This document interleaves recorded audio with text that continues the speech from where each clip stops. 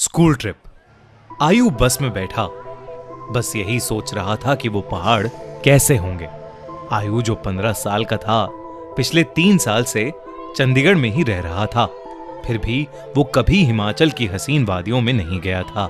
पर उसका यह सपना इस स्कूल ट्रिप में पूरा होने वाला था। ढेर सारे लंच बॉक्सेस से खाना खाते हुए और अंताक्षरी खेलते हुए पूरा दिन बीत गया था। वो शिमला पहुंचने ही वाले थे कि पता नहीं कैसे उनकी बस जो कुछ मिनट पहले एकदम ठीक चल रही थी, उसमें से धुआं निकलने लगा। रात बहुत हो चुकी थी और बच्चे साथ में थे, तो सब टीचर्स ने मिलकर फैसला लिया कि वो पास में ही एक होटल के अंदर रुक जाएंगे और सुबह मैकेनिक को बुलाकर बस ठीक करवाकर शिमला के लिए वहां से निकल जाएंगे। वो लोग पास के एक होटल तक पहुंचे। वो होटल दोनों तरफ से बड़े बड़े पेड़ और पहाड़ों से घिरा हुआ था। सब टीचर्स ने बच्चों को होटल में अलग अलग कमरों में बांट दिया और डिनर के बाद सब सोने चले गए। आयु को अपने 2 दोस्तों अमन और रोहन के साथ कमरा मिला था और वो बहुत खुश था क्योंकि वो दोनों उसके काफी अच्छे फ्रेंड्स थे।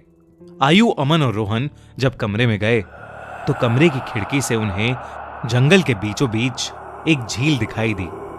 उन सभी को याद था कि कैसे पिछली स्कूल ट्रिप पर रात में 2 बच्चे ऐसे ही झील पर निकले थे और वो स्कूल के सबसे पॉपुलर बच्चे बन गए। तो उन तीनों ने भी प्लान बनाया कि इस बार वो भी कुछ कारनामा करेंगे। उन्होंने सोचा कि वो होटल से छुपके से निकल जाएंगे और उस झील पर जाकर फोटो खींचकर वापस आ जाएंगे। जैसे ही होटल का गार्ड सो गया, वो तीनों निकल गए।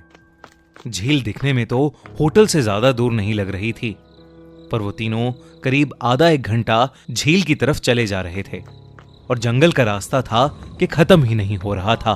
ठंड बहुत ज्यादा बढ़ चुकी थी और उस सुनसान जंगल में उन तीनों की ठंड के मारे हालत खराब हो रही थी। उन्होंने अपना फोन चेक किया तो उसमें सिग्नल नहीं था। तब उन्हें लगा कि उन्हें झील का प्लान कैंसिल करके वापस होटल चले जाना चाहिए।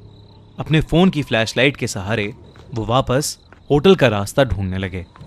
रास्ता ढूंढते ढूंढते अमन और आयु, जो रोहन के थोड़ा आगे चल रहे थे, जब पीछे मुड़े तो उन्होंने देखा कि रोहन वहां था ही नहीं। तभी उन्हें अपने पास में से किसी के भागने की आवाज आई। वो बहुत घबरा गए, पर क्योंकि वो रोहन को अकेला नहीं छोड़ सकते थे तो उन्होंने उस कदमों की आवाज का पीछा किया। वीरान और घने जंगल के बीच वो उन कदमों की आवाजों का पीछा करते गए, जो कुछ मिनटों बाद बंद हो गई। रोहन उनको अभी तक नहीं दिखा था और अमन और आयु अब बहुत ज्यादा डरने लगे थे। लेकिन तभी उन्हें ऐसी आवाज आई कि मानो कोई जमीन खोद रहा था। वो धीरे धीरे उस आवाज के पास गए और झाड़ियों के पीछे से उन्होंने देखा कि और कोई नहीं बल्कि रोहन ही जंगल में एक गड्ढा खोद रहा था। उन्होंने डर के मारे रोहन को पुकारा। रोहन उनकी तरफ मुड़ा और उन्हें गुस्से से भरी आंखों से देखने लगा। उसकी आंखें एकदम काली पड़ चुकी थीं, जैसे किसी ने उसके अंदर से आंखें ही निकाल ली हों। अमन रोहन के पास गया और उसने रोहन के कंधे पर हाथ रख के उससे पूछा कि उसे क्या हुआ है। लेकिन रोहन के कंधे पर हाथ रखते ही रोहन अमन के ऊपर चिल्ला उठा और रोहन ने उसे एक बहुत तेज धक्का दिया। अमन काफी दूर जाकर गिरा। रोहन के अंदर कोई अजीब सी शक्ति आ चुकी थी। आयु भागा भागा अमन के पास गया। रोहन अब आयु की तरफ आगे बढ़ने लगा, पर जैसे ही वो आयु के पास आया, रोहन को अजीब से दौरे पड़ने लगे और वो बेहोश हो गया। आयु उसको होश में लाने की कोशिश करने लगा और जैसे ही रोहन होश में आया, उसने अमन की तरफ देखा और जोर जोर से चिल्लाते हुए कहने लगा, वो अमन के अंदर है। तभी आयु ने देखा तो अमन सर झुकाए नीचे बैठा था। उसने अचानक से अपना सर उठाया और उसकी आंखें भी बिल्कुल काली पड़ी थीं। इससे पहले आयु और रोहन कुछ कर पाते, अमन, जो कुछ देर पहले तक चोटिल था, वो उठकर जंगल के अंदर भागने लगा। रोहन और आयु ने उसका पीछा किया और फोन की फ्लैशलाइट में देखा कि अमन एक खंडर की तरफ भाग रहा था। करीब जाकर उन्हें दिखा कि वो खंडर दरअसल में एक बहुत पुराना घर था। जिसे देखकर ऐसा लग रहा था कि वहां सालों से किसी इंसान ने कदम भी नहीं रखा था।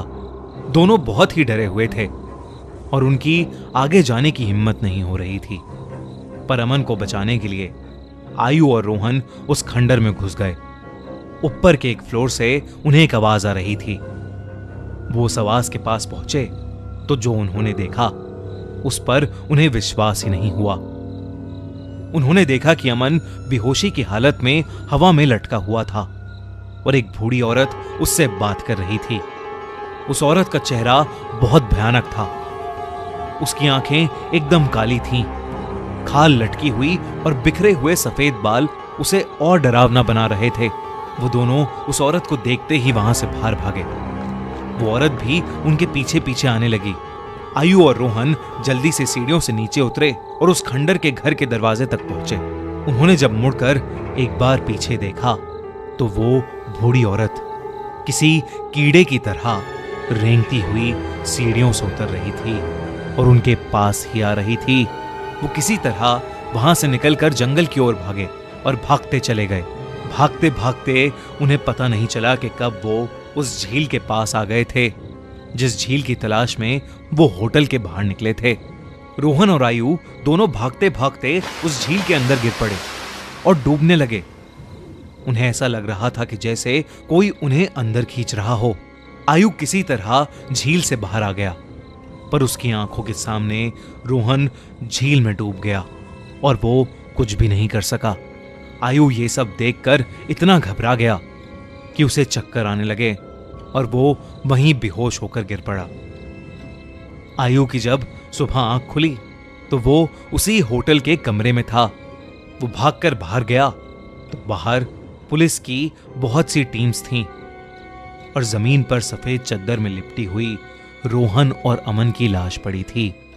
पुलिस ने तो इसे मर्डर घोषित कर दिया था, पर आसपास के रहने वालों ने बताया कि कई साल पहले उस जंगल में एक बूढ़ी औरत रहती थी। वहां उसका एक घर था। सभी से अलग वो औरत चैन से रहती थी। पर एक रोज उसके घर को कब्जाने के लिए पास के गांव के कुछ लोगों ने उसके साथ बदसलूकी की और उसे मारकर उस झील में फेंक दिया। तब से कोई भी इंसान रात में जंगल की ओर या उस झील के पास नहीं जाता। कहते हैं कि उस बूढ़ी औरत की आत्मा अभी भी वहां अपने बदले के लिए भटकती है। काश ये बात इन तीनों दोस्तों को पता होती तो शायद आज आयु के साथ साथ रोहन और अमन भी